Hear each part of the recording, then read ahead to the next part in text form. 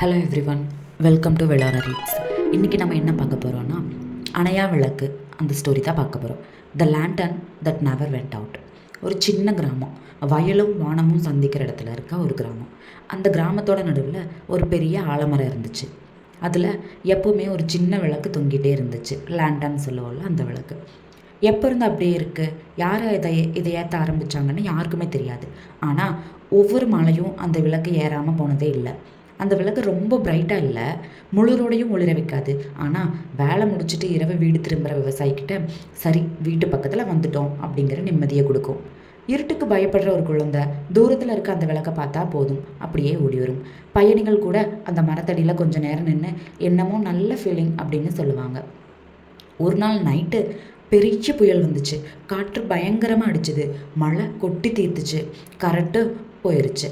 முழு கிராமத்துலேயும் கட் ஆயிருச்சு. எல்லோரும் வீட்டுக்குள்ளே போய் உட்கார்ந்தாங்க. ஆனால் வெளியே அந்த விளக்கு மட்டும் மெல்ல மெல்ல எரிஞ்சிட்டே இருந்துச்சு. அப்போது ஒரு பாட்டி பக்கத்து வீட்டில் உடம்பு சரியில்லாமல் இருக்கிற ஒருத்தவங்கள பார்க்கலான்னு சொல்லி வெளியே வந்தாங்க.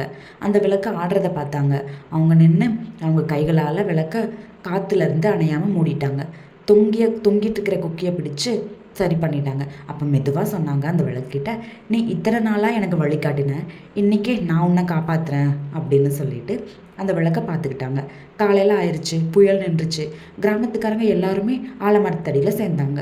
விளக்கு இன்னும் ஏன் எரிஞ்சிட்டே இருந்துச்சு, யார் இதை காப்பாற்றினாங்கன்னு கேட்டாங்க. யாருமே முன்னாடி வரல. அன்னைக்கு அப்புறம்தான் எல்லாருக்கும் ஒரு விஷயம் புரிஞ்சுது. இந்த விளக்கு எரிய காட்டுறோம் யாரோ ஒருத்தர் அதை அணைய விடாமல் பார்த்துக்கிட்டே இருக்கிறனால தான். அதுக்கப்புறம் தெரிஞ்சோ தெரியாமலோ ஒவ்வொருத்தராக அந்த விளக்கு கவனிச்சிட்டாங்க. அப்போதான் அந்த கிராமம் ஒரு உண்மையை கற்றுக்குச்சு. நம்பிக்கை ரொம்ப பெருசாக இருக்க வேண்டியதில்லை, ஒருத்தர் இருந்தால் போதும், அதை அணைய விடாமல் வச்சுக்கோங்க.